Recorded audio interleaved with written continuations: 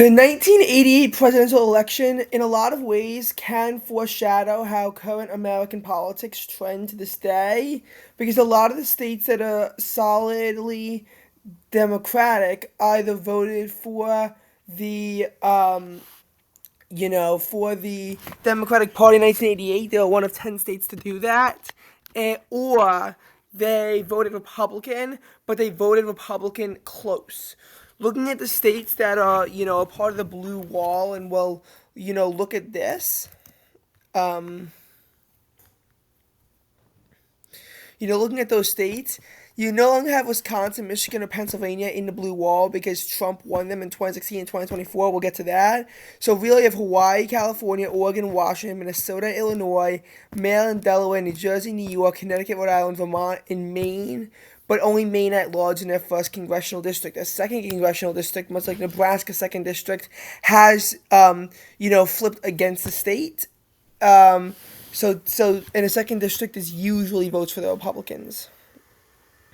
Now, there are, besides Wisconsin, Michigan, Pennsylvania, there are also two close states, New Hampshire and New Mexico. And these states I find interesting because these states were really separated from one election during the Bush years from being a part of the Blue Wall. New Hampshire voted for Bush by 1.3 percentage points in 2000, while in 2004, New Mexico voted for Bush by 0.79 percentage points. It's worth noting that Iowa only voted for Bush by 0.67 percentage points. However, Iowa has, since swung to be a solid Republican state starting in 2016, and now votes for Republicans by very consistently large margins. So in 1988, looking at the blue wall, Oregon and Washington, they both vote for the Democratic candidate through caucus. Oregon by almost 5 points, Washington by about 1.5. Hawaii votes for Dukakis by a very large 9.5 points. It was actually his third strongest state. Minnesota votes for Dukakis by 7 percentage points. But even though Minnesota is now more of like a swing state that always goes blue but has the potential to go red, compare that to other. Compared to them, when this is one of the bluest states in the nation, New York voted for Dukakis by 4.1 points, Massachusetts by 8 points, Rhode Island by almost 12. There are three states, though, that are not in the blue wall, or at least not anymore, that supported Dukakis. Iowa voted for Dukakis by 10 points in 1988. This was largely because of the farm crisis. The farm crisis is really what made Iowa so blue. Then you have, Dole's, Clinton's very good years, even though he lost support in Iowa in 92 and then got it back in 96. And Bush was finally able to get to the state in 2004. And from there, he flipped it. It went back to supporting Obama, but those were very good years for him before it finally goes Republican for good in 2016.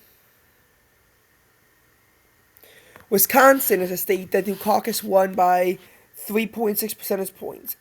It was actually the closest of any of the Dukakis states that Clinton won, as he only won it by 4.4. So he barely made gains in Iowa. He barely won the state. And again, of all the Dukakis states, it was really the closest. Every other state that Dukakis won is either solid Democratic or likely Democratic. And and Wisconsin is a state that in both 2000 and 2004 got very close for the Democrats, and Bush almost won it both times. It did vote double digits in 1996 and in 2008, but then again, you get to 2012 and it gets closer. And then 2016, Trump finally flips the state of Wisconsin for the first time since 1984, as he wins the state by 0.8 percentage points. Loses it in 2020 to Joe Biden, but then wins it back in 2024 against Kamala Harris.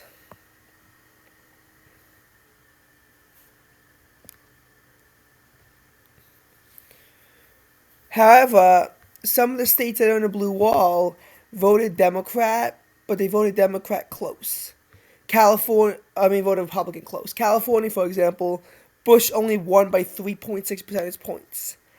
Vermont, traditionally a strong Republican state that, beginning in the 80s, began to turn against Democrats. Towards Democrats, as Carter actually improved on the state in 1980, and it was still more blue than the nation at large in 84. Bush only wins by 3.5 points. Maryland, Bush only wins by about 3 points.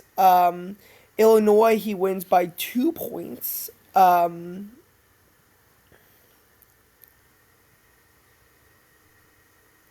mean, the only I mean the only states where it was really more comfortable was Delaware, which Bush won by 12, New Jersey, which Bush won by 14, Connecticut, Bush won by 5. And so even that was still blue of the nation at large. Like, there was foreshadowing for this. There was really, like, genuine foreshadowing. Now, I don't want to say that in every single case we should assume foreshadowing. South Dakota, one of the most solid red states we have, actually only voted for Bush by around 6 points, and Montana also by around 6 points, which is another reliably Republican state, in large part due to the farm crisis affecting the area, which drove the margin down. Missouri, 4 points. It used to be a Democratic-leaning bellwether state that now is a strongly Republican state. So Missouri is not nearly as close as a contender as it once was.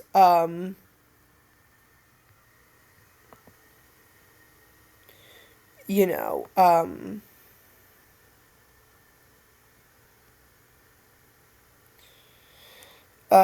looking at New Hampshire, it's separated by only one state from one election from being in the blue wall. This is a state that voted for Bush by 26 points and was, I believe, a second strongest state in the entire nation in 1988. That has since took a hard swing towards Democrats.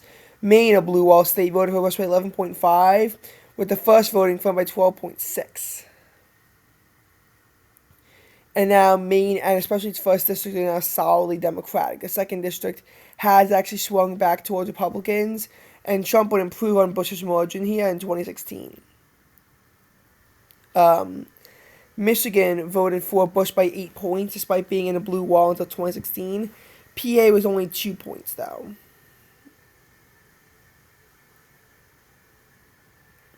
So again, you can't always accurately use this, but it can be used with some foreshadowing.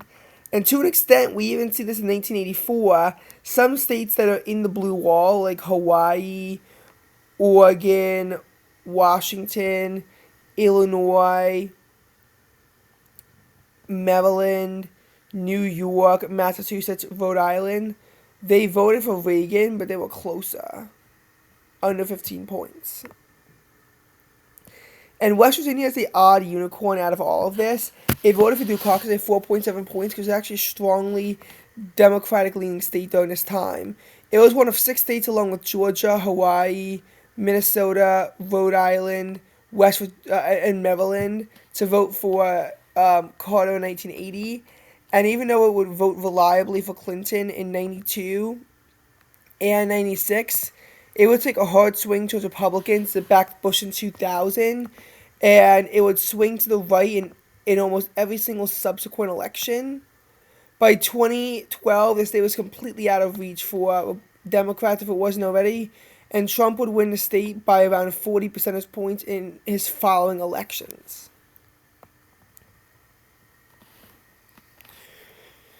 Talk about a state that goes from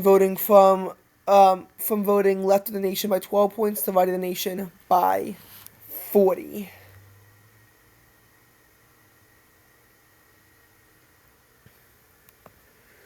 And a lot of these transformations in some of these states don't occur right away. Like, for example, looking at some of the blue wall states, New Jersey only voted for Clinton by 2.4, Connecticut by only 6.4, which is about what the national average was, New Hampshire by only 1.2, Maine 2nd District only 4.4, though that was against Perot, not against Bush. So, a state like New Jersey was on par with a state like Montana, which is still a Republican states to this day, and to the right of states like Kentucky, Louisiana, Tennessee. So not all these states that are in the blue wall were actually reliably voting for Democrats here either.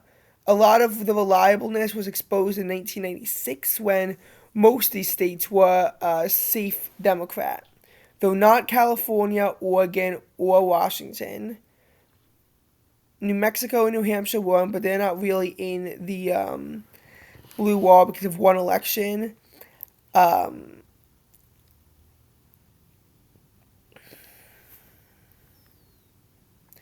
And we know Wisconsin, Michigan, and Pennsylvania would wind up breaking free anyway. And this is like about your earliest dose of foreshadowing that was going to happen. What Oregon actually was so close to breaking out of the blue wall in 2000 is it only voted for Gore by 0.44 percentage points. Um, Besides that, though, like the holes in the wall, if they were going to be exposed, were generally exposed in these elections.